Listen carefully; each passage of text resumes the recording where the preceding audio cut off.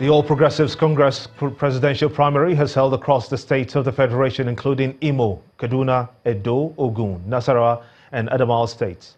President Muhammadu Buhari received overwhelming support from the party members in the state where the exercise was conducted. Our correspondent, Olumide Macaulay, has a roundup of the APC presidential primary. Going by the APC constitution, presidential primary is to be conducted across all states ahead of the national convention, where the candidate who emerges is ratified by the party. That exercise held across all states. The people line up in Ward 7 Oredo local government area, Edo State, for the presidential primary of the APC. For the members here, they spoke with one voice, all choosing President Buhari as the presidential candidate. In the southeast in Imo State, the governor, Rochas Okorocha, was present as hands are raised to vote for President Muhammadu Buhari as the APC presidential candidate. People have turned out in their thousands, in their numbers, to ensure victory for our party. The APC is quite strong in this part of the world. In Kaduna, the APC members across the 23 local government areas demonstrate their loyalty to the president by supporting his re-election bid, which he won, and the governor, Nasir El-Rufai, is pleased.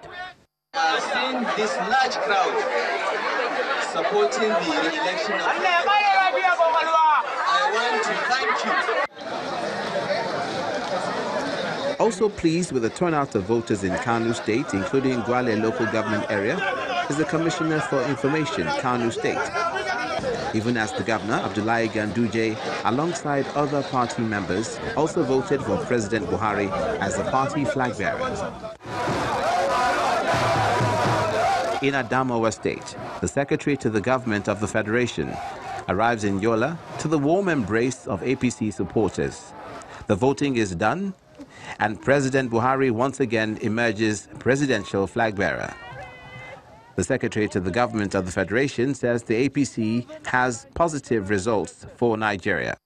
In Ogun State, the exercise monitored in Abeokuta is peaceful. Afterwards, at a press conference for journalists, a former governor of the state, Chief Olusegun Oshoba, appeals for unity in the subsequent primaries to be held. In Nasarawa, Governor Tanko Almakura cast his vote at Gayam Ward in Lafia alongside other party members as elections held in the 144 wards of the state. We have a total registration of 9,600 members. Out of this, about 7,300 were accredited. So far, the president has emerged the APC flag bearer in the party primary conducted. As the other elections hold, the extent to which this is a landslide will be determined. Olumide Macaulay, Channels Television News. And it's time now for sports news on the news at 10 with Charles Eruka.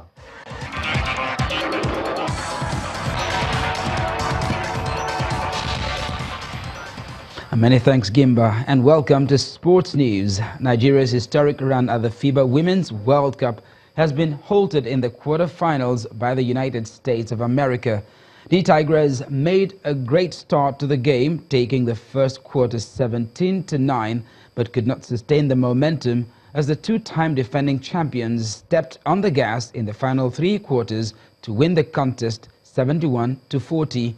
Prior to this tournament in Spain, Nigeria had never won a game at the FIBA World Cup before beating Turkey, Argentina and Greece to advance to the last 8.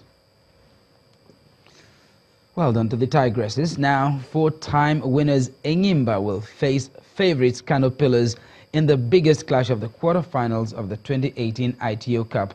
The Aba Elephants thrashed Julius Atetif FC 5-0 in their final group game to set up a clash with Kano Pillars in Gombe.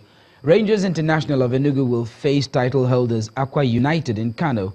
Kwara United, who finished top of the Lagos zone, will battle Katsina United at the Agege Stadium, while Nasarawa United will confront El Kanemi Warriors in Aba.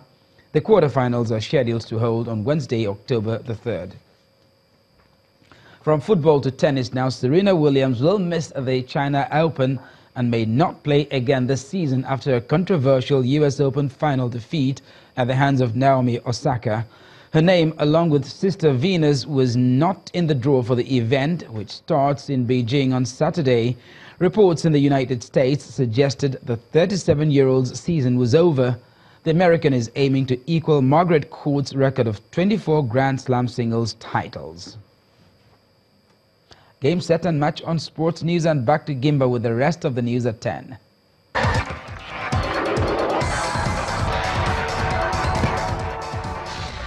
Brilliant, Charles. And in stories outside of Nigeria now, in Ethiopia, 5 people have been charged with terrorism in connection with what prosecutors say was an attempt to kill Prime Minister Abiy Ahmed.